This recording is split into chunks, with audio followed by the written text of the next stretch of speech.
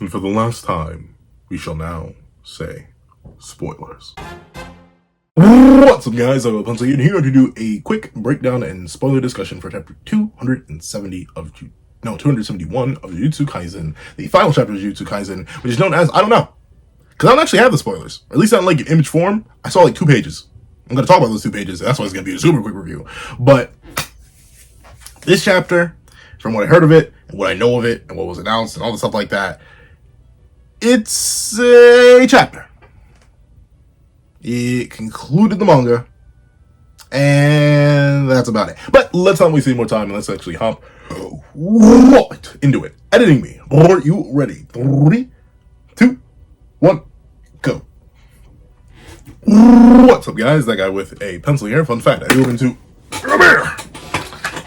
have it on me, and keep it on me at all times. And another fun fact, I got 15 minutes.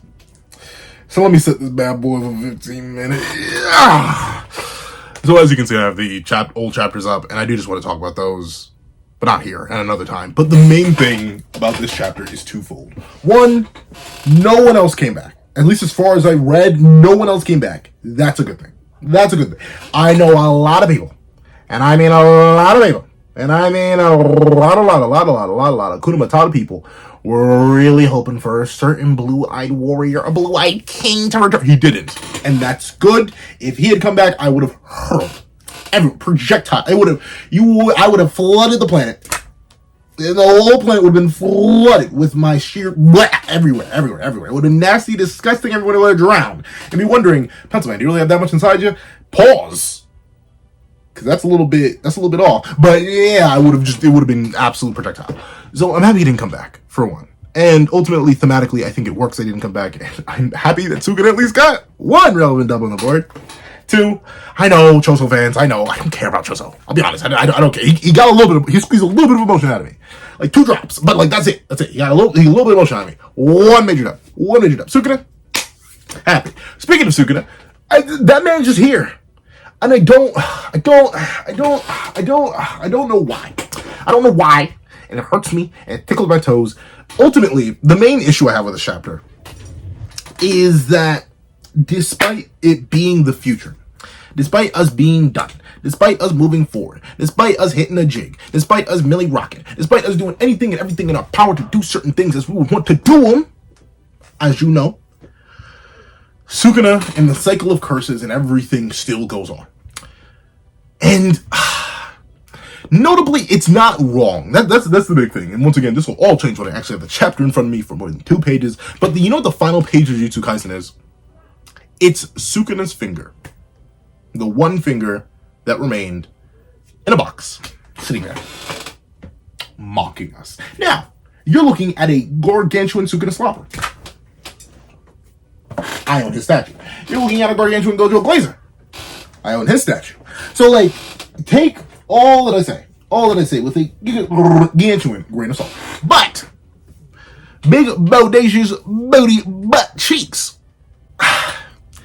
It's because you know this is where the 50-50 gets me. Because the big thing I saw is that Gojo, in this final flashback that takes up the chapter to ultimately, I suppose, conclude Gojo's character, he was okay and kind of wanted to die and move on and just be forgotten by someone stronger than him. That's the rough translations that I saw. That's the spoilers. That'll probably change once the TCBs and the officials come out. But only that's what I saw.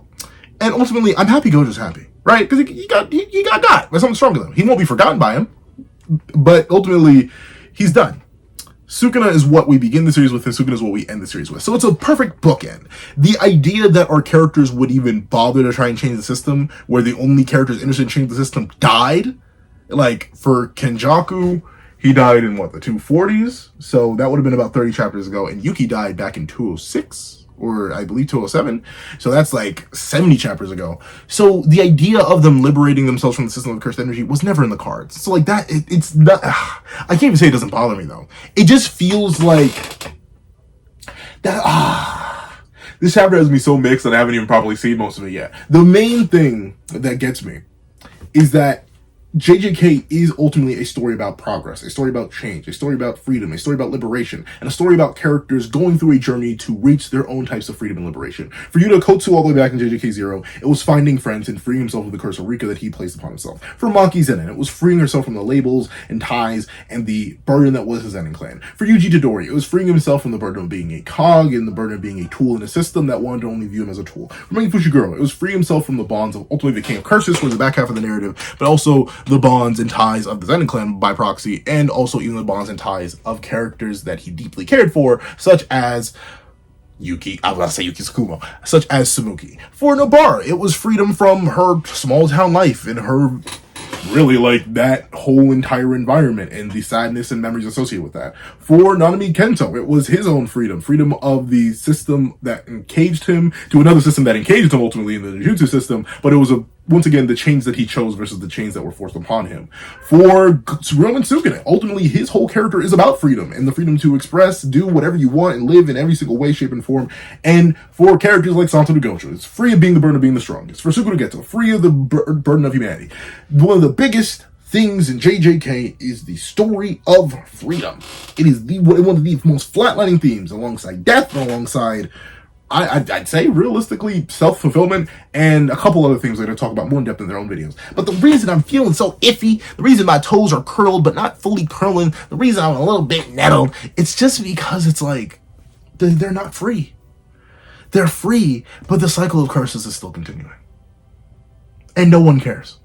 Or at least no one seemed to care once again, from the loose translation I saw, like the 3 pages I saw. No one cares. Because now it's healthier. Now it's better. And I get that, right? Technically, JJK also, it reminds me of the AOT ending, which I know a lot of people are not gonna like, but it reminds me of the AOT ending, where ultimately, the story kind of tells us that the grand scheme of life and trying to understand it or change it is fruitless. Ultimately, the only things you can affect are the life that you have and the lives connected to you. And realistically, especially as a person who, if you go deep back on the channel, you can see my own thoughts on the AOT ending in 139 and 139.5 that ECM released after the fact. I kind of don't like those endings, but at the same time, I like the Full Metal Alchemist ending. I'm not sure what it is about JJK that I don't like. That's the thing, because ultimately, I can see how the entire story has been giving this world to the future generation, liberating those from the ties of the past. All, once again, that heavy freedom motif. It has been underlying it like I'm playing Deltarune or something like that. But with that being the case, seeing our characters so willingly resign themselves to a fate that is just more of the same, except now they're all together. It feels, it doesn't, but that's the thing. Does it feel hollow, or do I think it feels hollow? And you may be like, Pencil, what does that mean? And I don't even fully know myself. That's the thing. And honestly, the other meaty thing, the other thing that's like, has me flipping back and forth on whether or not I like it, whether or not I don't like it, whether I'm okay with it, whether I'm not okay with it. What did I expect JJK to end with? Like if I'm sitting here thinking to myself, what did I expect JJK to end with? The liberation of the cursed energy system? Sure, it was a theme, but once again, those characters who cared about that died. Did I expect it to see our characters really reach some form of enlightenment where one transcends them all and then frees the world of cursed energy? No, it's not that kind of story. Ultimately, one of the biggest points about JJK is how no one was the honored one. No one was the enlightened one. Everyone could have been wrong in their own ways. Satoru Gojo believed he was the strongest. He wasn't. He died. Roman Sukuna believed he was the strongest and untouchable, even by the bounds of humanity. He was wrong. He died. Yuji Todori, while he proved himself correct, ultimately he did nothing. Because Suguna is apparently still around. In fact, he's influencing the entire planet. Or not the entire planet, but he's at least influencing all Japan with his remains being Kyuzu Tengen. So ultimately, we beat the final villain, but we didn't really beat the final villain. I think that's what bothers me. I think that's what bothers me the most. The whole story of JJK has been the story of Ryomen Sukuna and Yuji Todori. There have been other major characters sprinkled in, from maybe Fujiguro to Satoru Gojo to Noboru Kugisaki to insert character here. But the whole journey has been about Yuji and Sukuna. And while Sukuna was technically free, technically liberated, it feels, at least with that final page, with that final finger, to us as the readers, it feels like Kenny was right. Ultimately, Yuji Itadori still exists, and he's going to perpetuate his nature as a cog, just slaughtering curses meaninglessly, always taking care of the symptoms and never the root cause. Ultimately, Ramen Sukuna is going to continue to perpetuate the cycle of curses and evil, as literally, if just a finger, which we know raises the power level in the 6 of the universe, and it infused with Tengen's remains, which also increases the power level in 6 of the universe, it's all the same. So in the grand scheme of things, what changed? Sasori Gojo's dead, so the world's getting a balance patch. And Ramen Sukuna is mostly dead, but I guess not, because his fingers are still around and his remains are still influencing the entire creation. So, like, what really changed? Other than the loss of Sasori Gojo, and I guess Kashima Hajime, but he was supposed to be around in the first place. I guess Choso, but he was supposed to be a body in the first place. So, what happened?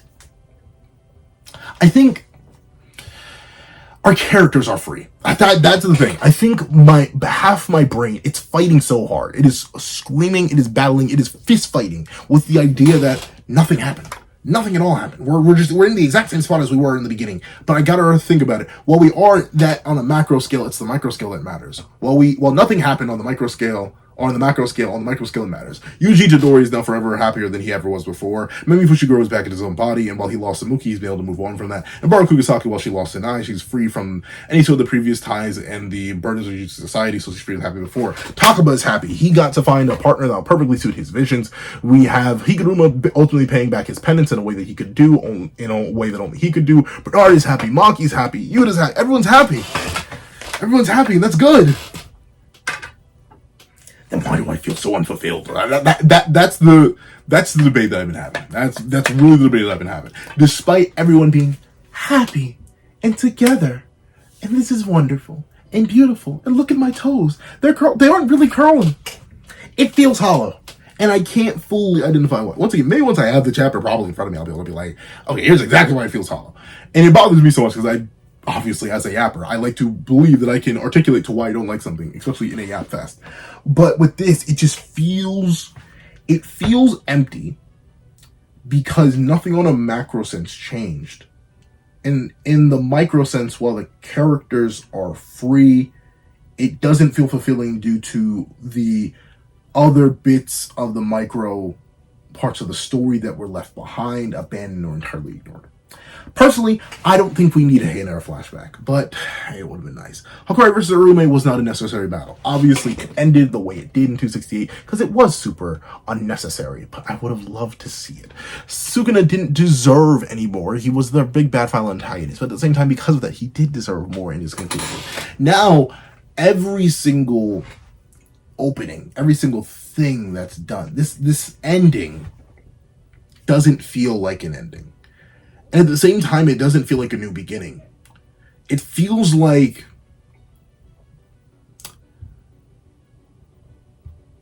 fun fact, completely anecdotal thing. I love my dad. He's an amazing dude. He'll talk and he'll walk away. Now, typically, since I've been following the man since I popped out my mama, I will typically follow him when he's walking. Just follow behind him. He'll keep talking as if he knows I'm going to follow him. And he does this to multiple people, not just me. But he does that. But I like to imagine JJK is a conversation I'm having with my dad, and he goes to walk away, but the door closes. Like, I can't keep listening to him. I can't follow him and listen to more and see whatever the rest of the conversation will be. That's how this ending feels to me. It feels like Gege Akutami is walking away from so much more after laying down so much more. And ultimately, maybe if I could chase him, maybe if I could hunt him down, then I could get the rest. But I never will. But the conversation we had was good. So whatever this back end doesn't really matter. And I think that's it. It feels hollow to me because I know there's more that could have been done. Yet at the same time, nothing else is necessary. But then it kind of goes retroactively and makes the whole series feel unnecessary on a macro sense. Because what's changed? Nothing that we can truly understand. Only things we can assume. JJK is a story that's beautifully built upon assumptions and vagueness. But when does it become too much? I think this ending is when it became too much. Where so much has been left open. So much has been left untouched. So much has been left in such a weird, non-conclusive, inconclusive state that it feels... Once again, I've been hearing mixed stories. Some people say it's Gege who just gave up. Some people say it's Shonen Jump who told him to give up. I find it so hard to believe, though, that Shonen Jump would just tell him to stop. JJK, like I mentioned in the sequel video, has been printing money for Shonen Jump. It is literally liquid gold. Not liquid, paper gold. But they cut it? I want to believe that Gege did. I want to believe that Gege was just like, fine, I'm done. I'm not doing this anymore. And that's why it feels so... And just... Even in a fast-paced series like JJK, this feels so rough and dirty. It feels like the series was just used, the last husks of it kicked to the side, and now we're just done. That's okay, because we're done here. Thank you guys so much for watching. This is the final leak video. Like I said, I don't even got the leaks, but it's been real, and it's been fun. I want to thank you guys so much for watching, and I hope you guys have a wonderful... Psych! If you made all the way to the end of this video, leave Waffle House. Leave Waffle House in the comment section down below for all my Kashima fans out there. And thank you so much for watching. Once again, please remember to leave a like, share, comment, and subscribe. Make sure you hit that little notification bell so you not miss out on any videos that come to the channel. Also, I do have a page down below. Use more me for as low as $1 things like exclusive videos, early content, and more. Also, now become a member of the channel for as low as $3 monthly, get the same perks and more. So those perks include the live reaction to the very final chapter of Jujutsu Kaisen, ad-free reactions to all my videos, and becoming a $25 patron or a $25 member. You can order whatever video you want. Also, I do have a link to my Ko-Fi in the description down below. You drop 5 beans for a short video, 25 beans for a long video, or any beans at all. Any support is always greatly appreciated. Now, I'd like to thank you so much for watching. Once again, and I hope you guys have a wonderful day. This is That Guy with the Pencil, writing off.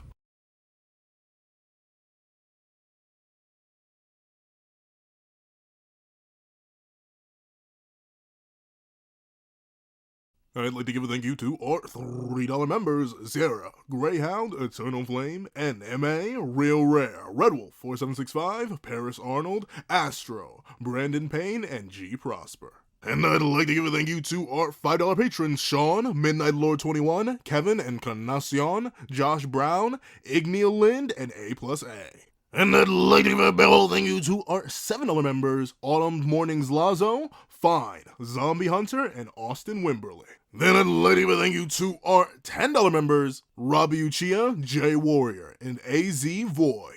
Then I'd like to give a big old thank you to our $10 patrons: Overlord Zero, Joaquin Munoz, and Idem Okami. And I'd like to give the craziest, juiciest, most next-level, quadruple swaloppy, toppy, next-level superhuman in beyond this world kidney having thank you to our $100 patron, or That Guy with a Pencil tier patron, Calvin Elder.